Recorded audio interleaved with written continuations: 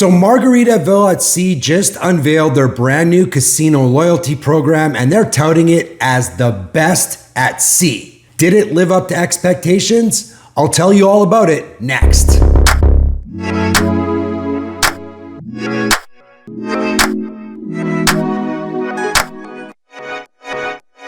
Hey, thanks for checking out the video. Hopefully you like my new hat. Jesselyn, my best cruise buddy, was on Margaritaville at Sea Islander with me last week. She brought it along. And not only that, we made a really cool video all about cruise comps and how a travel agent can help you navigate them. That video will be coming out in just a couple of weeks. As for the subject of this video, as you may or may not know, Margaritaville at Sea revamped their casino loyalty program. Previously, it was very vague and confusing. Nobody really knew how to get comps. So they made it very clear. They issued a press release and they sent out a bunch of emails. I wanted to see if it actually lived up to expectations. Like I said, they're saying it's the best program, the easiest to get comps and perks, and I wanted to see if that was actually true. This was again another very generous casino comp. Thank you so much to Dean from the casino department for hooking me up with the breezy balcony. Also got a premium Wi-Fi package and prepaid gratuities all comped. That's pretty cool. So, I'm not going to go really too much into this ship again because my previous video goes into that. I'll link it in the description. I will say, the food is as good as ever. The buffet is actually kind of small, so there's not a ton of selections, but what they have on offer is really good. The Mexican Cutie Cantina has amazing burritos that they make right before your eyes. Breakfast burritos too, which are delicious. And then of course there's Cheeseburger in Paradise, which I think is way better than Guy's. On top of that, in the morning, they open up a omelet station.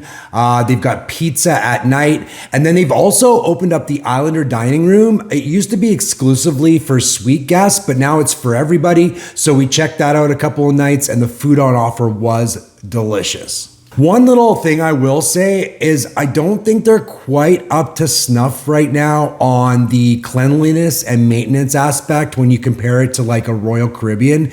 They're very fierce about keeping the areas clean and also making sure everything's painted and everything's kept up, everything's varnished. I did notice on the balconies especially, they were kind of dirty and they looked like they needed a little attention. And remember, this ship just had a $100 million refurbishment not too long ago. Other than that, I'll say again, the experience was fantastic, just like last time. I love the ship. I love the vibe. The customer service is fantastic. So on to the main subject of the video, the casino and the loyalty program. I will say before I start that the casino was much busier than last time in March. You could basically get your pick of litter when it came to machines. This time it was a little bit more difficult. The tables were jammed just like they were the first time, so people still want to play cards. So I think that overall the casino loyalty program is working. So really briefly, if you reach 1,000 tier points, you move up a level, which unlocks a lot of comps, including a free cruise. If you can earn 400 tier credits in one day, you will also unlock this next tier. On top of that, if you can hit 750 tier credits in one day, I was told by the casino host that you would get your choice of a spa treatment or the steakhouse. So that's a pretty nice perk. And just like in Vegas, if you're actively playing cards or playing on a machine, you qualify for free drinks. You don't have to earn any extra tier credits or levels in order to get that. Now, of course, this isn't perfect. I think that there was a little bit of confusion still among the staff on how everything works, but that's to be expected. It's still pretty new. So I think as we go along, they'll get more and more comfortable with how everything works and it'll be less of a problem.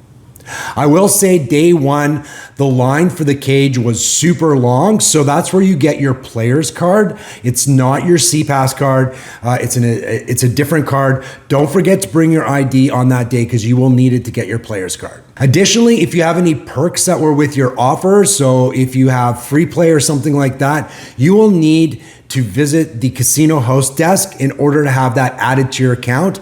And again, the line was pretty long on day one for this. I would say one of my main points of advice for Margaritaville at Sea is if they really want to make this experience better, they need to preload these offers or perks onto your account before you sail. You shouldn't have to go and have them added when you first come to the casino. And just make your regular room card, SeaPass card, your player's card as well. You shouldn't have to go and get a second card. Although, if you keep your card and you sail again, you can reuse it. So that's not too bad. Another thing I learned is you can go to the cage and take up to $100 a day out of your folio or your account, your main account, and use it to gamble.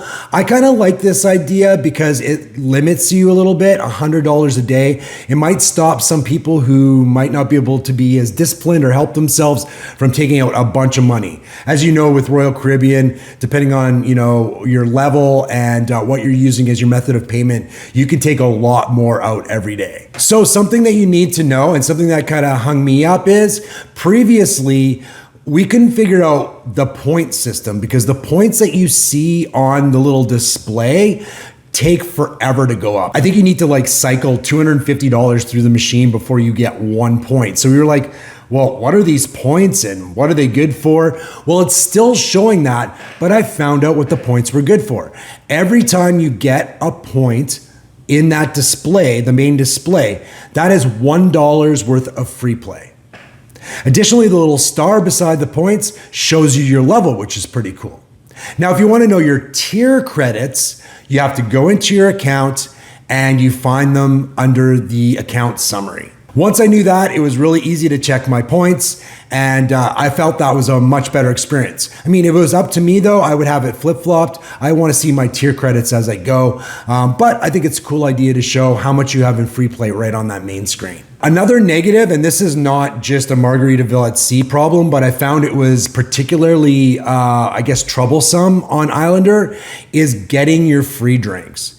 If you're going to offer free drinks in the casino, you really need to have enough wait staff to cover. The wait staff in the casino, Bambi and Jose, and I think Carlos, I don't think I got that right. Anyway, their servers were amazing. When you got a hold of them and when there was enough of them, they were very kind. They were fast to bring you a drink. But the problem is there just weren't enough of them. That led me and Jesselyn to actually leave the casino several times to go have a drink elsewhere. And I just found that we didn't come back quite as often.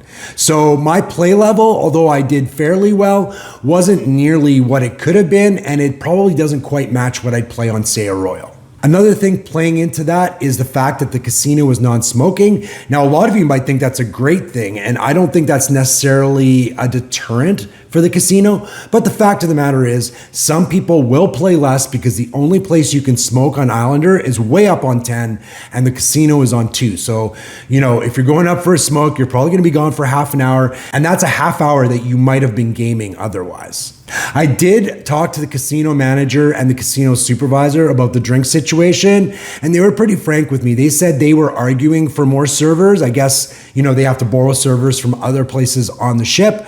So it's something that they know about and they're actively trying to correct. So next time I go on Islander, which I definitely will be going again, we'll see if that's been improved or not. Finally, I'll say, I feel kind of in a middle ground when it comes to the slot machines available on the ship.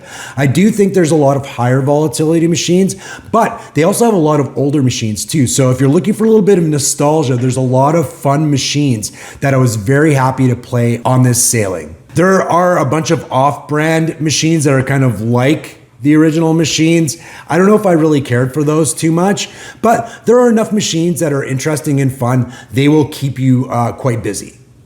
Coming up in the next video, I am going to show you the machines I recommend you play and machines I recommend you avoid on Margaritaville at Sea Islander if you want to earn more comps from their program. That's coming up next week. And of course, I will have that video with Jesselyn, who is an expert travel agent and a cruise junkie. She's pinnacle on Royal Caribbean, so that tells you how much she cruises. But we go through all the little nuts and bolts about casino loyalty programs, booking offers, and how a travel agent can actually help you get better comps. Don't forget to subscribe to the channel, hit the notification bell so you know when those next 2 videos come out. And of course, if this video was helpful, throw me a like.